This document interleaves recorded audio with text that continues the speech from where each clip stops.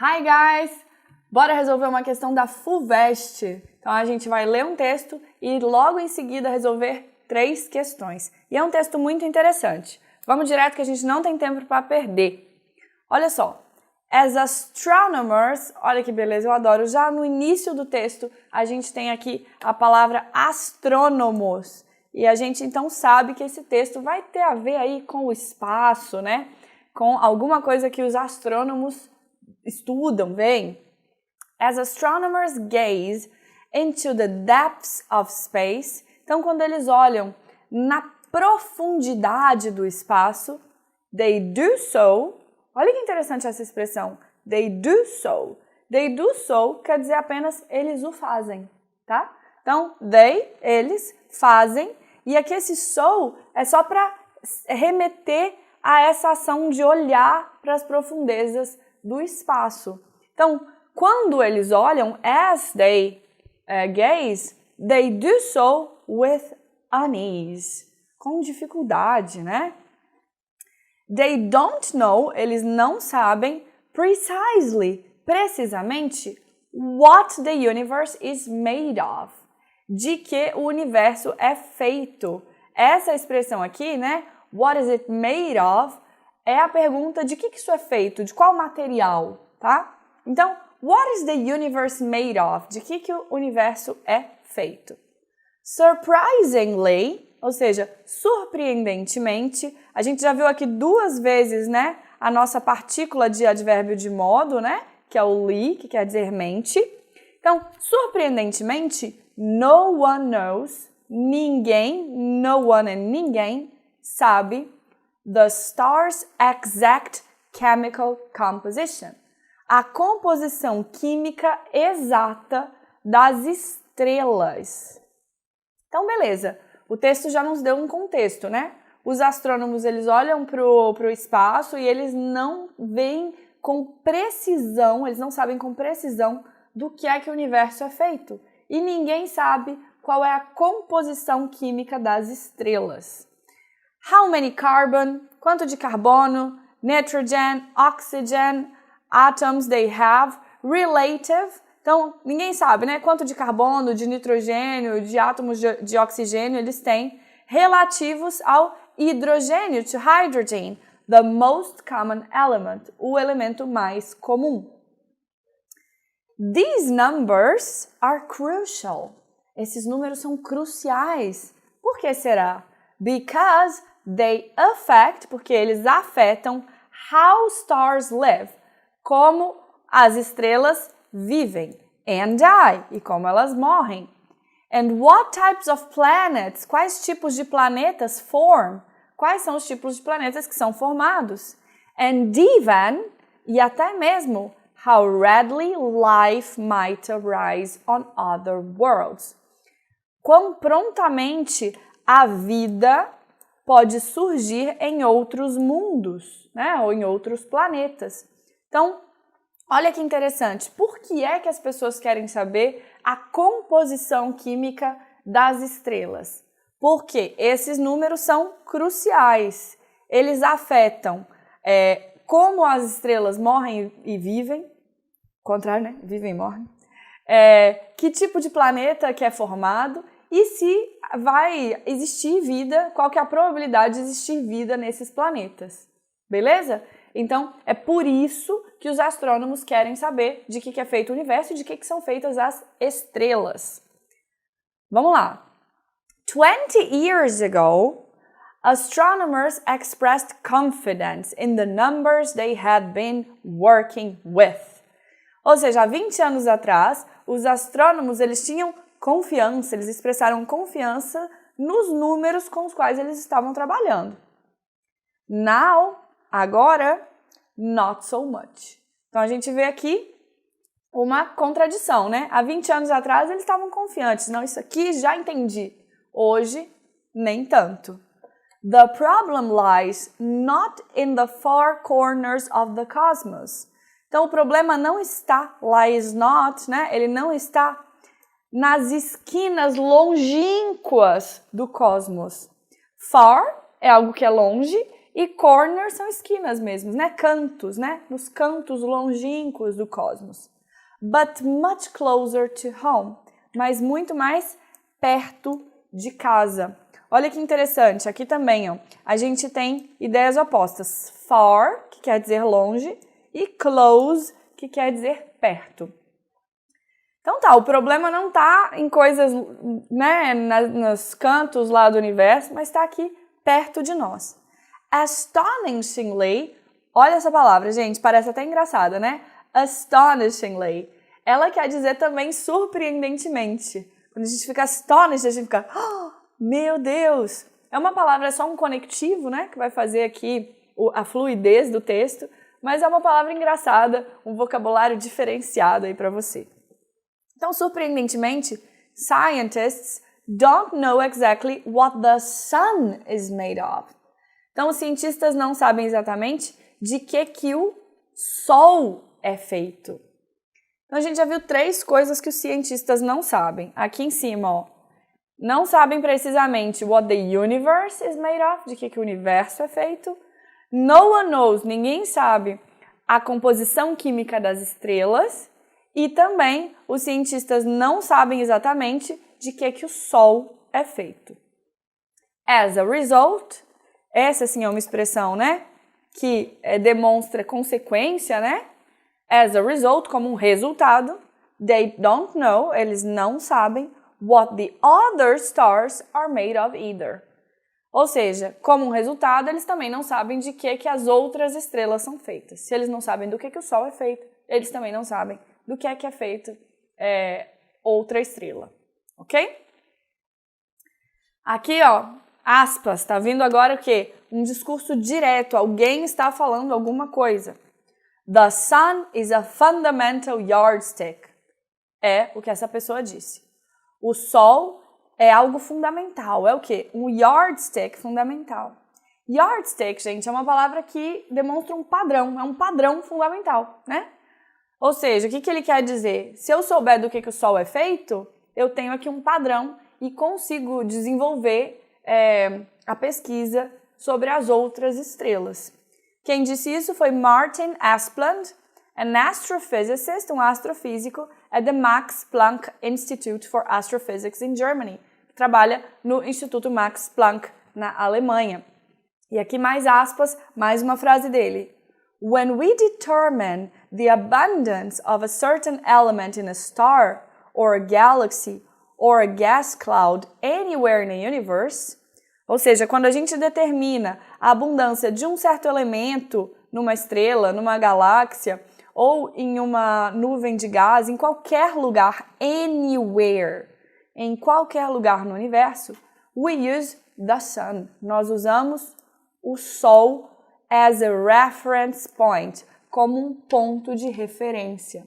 Então, ainda que você não soubesse exatamente o significado da palavra yardstick, aqui com essa última frase dele, você saberia. Olha, o Sol é o nosso ponto de referência. Se a gente souber de que ele é feito, vai ficar mais fácil para saber o restante. The sun's location in the Milky Way also makes it a good representative of the entire galaxy. Vamos por partes. A localização do Sol na Via Láctea. Olha que bonitinho, como é que se diz Via Láctea em inglês? Vocês agora sabem. Milky Way, né? Via, way, Milky, Láctea. Então, a localização do Sol na Via Láctea also makes it a good representative of the entire galaxy. Também faz dele um bom representante da galáxia inteira. Most stars reside in giant galaxies. Então, a maioria das estrelas residem em galáxias gigantes, like the Milky Way, como a Via Láctea, which makes the sun a touchstone for the entire cosmos, que faz do Sol a touchstone. Mais uma vez aqui, né, essa pedra fundamental, né, de onde a gente vai ter aqui um padrão, um critério. Então, faz do Sol essa touchstone para todo o cosmos. For nearly a century, ou seja, por quase 100 anos, astronomers have judged, os astrônomos julgavam, stars normal or not, se as estrelas eram normais ou não, by seeing whether their chemical compositions, vendo se, né? Gente, whether aqui, ó, geralmente vocês podem substituir por if, é quase a mesma coisa, né? É se. Vendo se a composição química delas match the sun, ou seja, se combina, se é exatamente, se reflete aquela do Sol. Most stars near us, a maioria das estrelas perto de nós, do, fazem, né? Ou seja, a maioria das estrelas perto de nós tem uma composição química igual à do Sol. Some don't, algumas não têm. Então esse foi o nosso texto e com base nele a gente vai resolver agora 3 questões. Segundo o texto, conhecer a composição de elementos químicos que constituem as estrelas é fundamental. Verdade, né? A gente viu essa palavra lá, que era crucial saber de que as estrelas são feitas. Pois ela, entre outros aspectos, beleza, gente, a gente sabe exatamente onde é que isso está no texto. Vamos voltar lá antes de ver as alternativas? Olha só, these numbers are crucial. Lembram disso? Because. Então a gente tem aqui a resposta. Por quê?